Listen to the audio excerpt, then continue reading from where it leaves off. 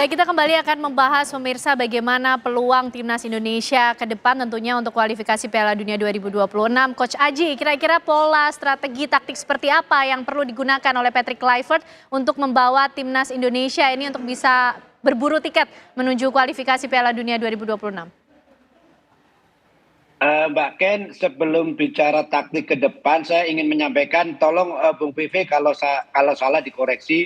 Pertandingan melawan Cina itu adalah pertandingan penentuan. Betul. Kita bisa lolos nggak? Kalau kita menang, sepertinya kita sudah pasti nomor 4. Kenapa? Betul. Karena sekarang kita memiliki poin 9, Iya. sedangkan saingan kita Bahrain nilai 6. Kalau Bahrain dua-duanya menang lawan Arab Saudi dan Cina menang, nilainya 12. Tapi kalau kita menang dengan Cina, nilai kita juga 12. Tapi kita mungkin kalah selisih gol tapi menang head to head gitu. Ya. Jadi menurut saya jadi pertandingan melawan Cina itu penentuan kita lolos atau tidak. Kalau kita sudah melawan Cina, lawan Jepang biarpun kita kalah nggak ada masalah. Sepertinya seperti itu.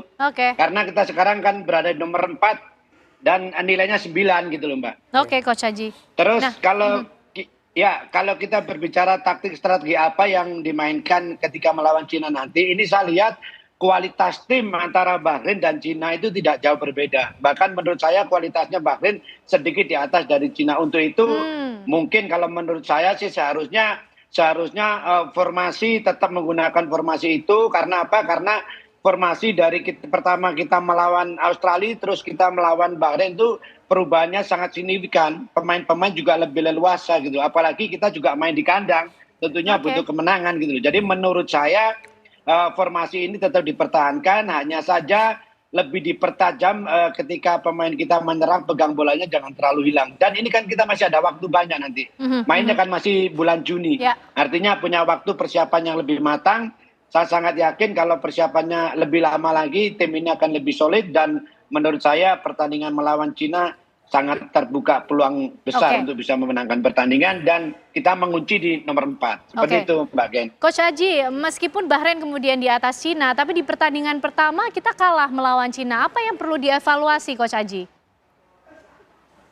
Iya, tentunya saya masih ingat nonton itu waktu itu di televisi antara Cina dengan tim kita. Itu kembali lagi kesalahannya juga pemain belakang. Dan maka dari itu koordinasi pertahanan harus diperbaiki.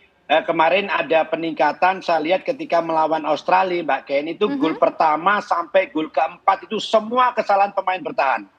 Hampir semua, baik taktikal secara individu maupun unit, terutama di gol kedua, di mana gol kedua itu tercipta karena salah satu center back kita hanya ball watching, hanya melihat bola, ketika ada orang lari di belakang dia nggak tahu, karena dia hanya fokus ke bola. Yang kedua, jarak antara stopper dengan bek kanan terlalu jauh, sehingga ketika ada striker lari di belakang stopper kita, bek kanannya terlalu jauh, sehingga lawan langsung 1 lawan 1. Tapi di pertandingan kemarin ada perubahan komposisi yang mana lebih solid pertahanannya. Menurut saya melawan Cina menggunakan formasi yang sama, tetapi kalau untuk komposisi pemain tentunya dilihat siapa yang fit, siapa yang siap. Seperti itu, Mbak Ken. Oke, berarti lebih cocok menggunakan 3 back ya, Coach Aji, untuk formasinya? Kalau kita lihat perbandingan dari Australia dengan Bahrain lawan Bahrain kemarin, 3 back lebih cocok. Dan selama ini kan juga tim kita banyak menggunakan 3 back, 3 center back, Mbak. Oke, baik. Bung Fe, kalau melihat formasinya akan menggunakan 3 back, berarti ini nampaknya juga masih mewarisi pola yang dibawa oleh STY, Bung Fe. Ya, saya pikir memang itu ya menjadi kekuatan kita saat ini yang terlihat ya, karena memang setiap pemain juga sudah beberapa kali memainkan pola seperti ini. Tapi kan benar kayak begini, Mbak Ken, 3-4-2-1 ini kan kadang-kadang kan bukannya pakemnya seperti itu aja ya. Artinya itu kan fleksibel, dalam lapangan selalu ada perubahan. Dimana pada saat perubahan bertahan, kita lihat bagaimana itu wingback itu masuk menjadi 5 pemain bertahan sejajar dan 4 di tengah dan meninggalkan 1 striker. Jadi saya pikir ini menjadi satu hal mungkin yang kerap dilakukan para pemain. Dan kalau memang ini bisa dijalankan dengan baik, ya bukan tidak mungkin kita bisa memenangkan pertandingan melawan China. Karena ya tadi dikatakan oleh Coach Aji, China juga tidak terlalu spesial dibandingkan Bahrain ya. Dan kekalahan kita pun pada saat main di China itu memang betul. Berapa kali kesalahan individu dari pemain bahkan unit permainan defense dan bola itu bola-bola counter yang banyak akhirnya berhadapan langsung dengan menjaga gawang. Dan ini mungkin yang harus dicegah. Dan itu terlihat kemarin di mana 3 pemain center back itu bermain sangat rapat, sangat luar biasa dan mereka menjalankan tugas semuanya sama-sama baiknya dan bisa kita clean sheet. Oke. Dan menarik juga untuk dibahas Bung Fe mengenai pergantian pemain juga mungkin. Iya, betul. Ya, kalau menurut saya pergantian pemain sangat tepat ya Bang ya. Kita lihat memang kita pada babak kedua itu kita begitu banyak di press, ditekan karena kita tahu Bahrain ketinggalan. Dia harus keluar untuk mencari poin kemenangan ya. Dan akhirnya apa? Kita under pressure. Dan di situ kita lihat bagaimana mungkin ada komunikasi antara Pastor dan juga Kluivert. Akhirnya menarik Tom Haye yang memang udah kelihatan agak sedikit kendor. Pemain ini pemain luar biasa. The Professor. Cuman memang kita lihat staminanya nggak mungkin bisa bermain 2 kali 45. Jadi akhirnya kita lihat perubahan Jenner dimasukin dan akhirnya tetap memperkuat sektor tengah di mana akhirnya ada perubahan lagi Kamboya masuk juga Eliano. Ini membuat variasi yang sangat baik ya menurut saya. Sehingga akhirnya Eliano dapat umpan yang sangat matang dari Kamboya. Tapi ya itu namanya sepak bola. Siapapun bisa gagal dalam masalah peluang kecuali Ferry Sandria. Kecuali Ferry Sandria. Ini menarik ini. Karena Bung Ferry kita juga ingin menyoroti mengenai sosok Ole Romani ini. Temuan emas untuk Indonesia nampaknya ini Bung Ferry. Dan bagaimana kira-kira nanti Ole ini bisa dimaksimalkan termasuk tandemnya ketika menghadapi Cina dan juga Jepang? Saya rasa seorang Ole ini memang benar-benar punya kualitas ya. Saya pernah bicara ini pemain cocok ya saya bilang. Karena apa? Dia punya postur tubuh juga agak kekar, tinggi. Ya sudah juga pintar penempatan posisi dia sebagai striker harus bagaimana dan juga untuk urusan cetak gol gampang. Buktinya kemarin dia tuh sangat sangat tenang dia mencetak gol. Mungkin kalau saya striker yang hanya biasa-biasa kemarin mungkin nggak akan jadi masuk gitu. Abang harus ngomongnya begini Bang, sambil begini Bang. Sambil begini jadi kodenya itu kita meskipun kalah harus tegak heads up. Tapi saya rasa ya kita tidak harus meremehkan untuk besok tim Cina ya. Meskipun dia setiap pertandingan kalah, tapi kita juga pernah kalah lawan dia. Ya, kekalahan kita lawan dia itu salah satu penyebab kurang koordinasinya lini pertahanan. Waktu kita lawan Cina itu terlalu banyak menyerang, tapi kita tidak melihat di posisi pertahanan kita.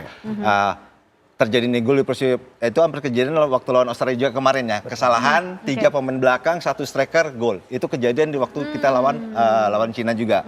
Ini juga harus diperhatikan oleh pelatih Patrick Kluivert.